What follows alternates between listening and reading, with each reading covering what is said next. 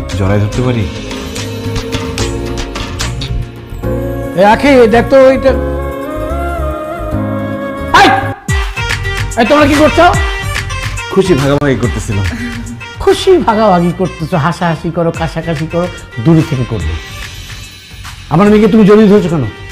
আমার মেয়ের সাথে তোমার তো বিয়ে হয়নি। বিয়ের কথা বলতেই একটা কথা মনে পড়ে গেল। আপনি আমাকে কথা দিয়েছিলেন আমার যদি চাকরি হয় তাহলে আখিকে আমার হাতে তুলে দিবেন, আমার সাথে বিয়ে দিবেন। এখন বলেন কবে, কখন, কোন সময়, কোন দিন আমি আপনার মেয়েকে বিয়ে করব?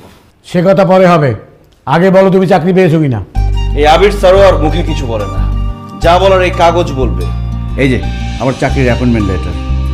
আমিও মুখে কিছু বলি না, যা দেখি কাগজ দেখেই বলি।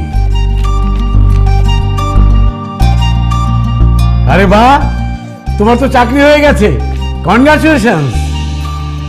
সরি আঙ্কেল, আমি আপনার অ্যাপ্রিসিয়েশন গ্রহণ করতে পারলাম না। আখিকে আমার সাথে বিয়ে দিয়ে আমার হাতে তুলে দিলে আমি আপনার কংগ্রাচুলেশনস অ্যাকসেপ্ট করব। আচ্ছা আচ্ছা, ঠিক আছে ঠিক আছে, তুমি তোমার বাবা মাকে নিয়ে একবার আমার বাসায় আসো, তারপর দুই পরিবার একসাথে বসে বিয়ের দিন তারিখ ঠিক করা যাবে, ঠিক আছে? এত ধৈর্য ধরার টাইম নেই আঙ্কেল, আপনি বিয়ের দিন তারিখ বলেন, আমি আমার বাবা মাকে বোঝাবো। ওহো, আচ্ছা ঠিক আছে ঠিক আছে। আখি, তোর আবিরকে বিয়ে করতে কোনো আপত্তি নেই তো? বাবা, একটা মানুষ আমাকে বিয়ে করার জন্য বেকার থেকে চাকরিজীবী হয়েছে, ভীতু থেকে সাহসী হয়েছে, নিজে আমার প্রেমে পাগল হয়ে আমাকেও তার প্রেমে পাগল করেছে।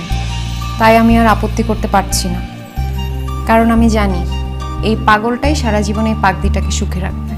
ঠিক আছে ঠিক আছে, যেহেতু তোরা দুজন দুজনকে পাগলের মতো ভালোবাসিস, দেরি করা ঠিক হবে না। শোন, আগামী বৃহস্পতিবার তোর গায়ে হলুদ, আর আগামী শুক্রবার তোদের বিয়ে।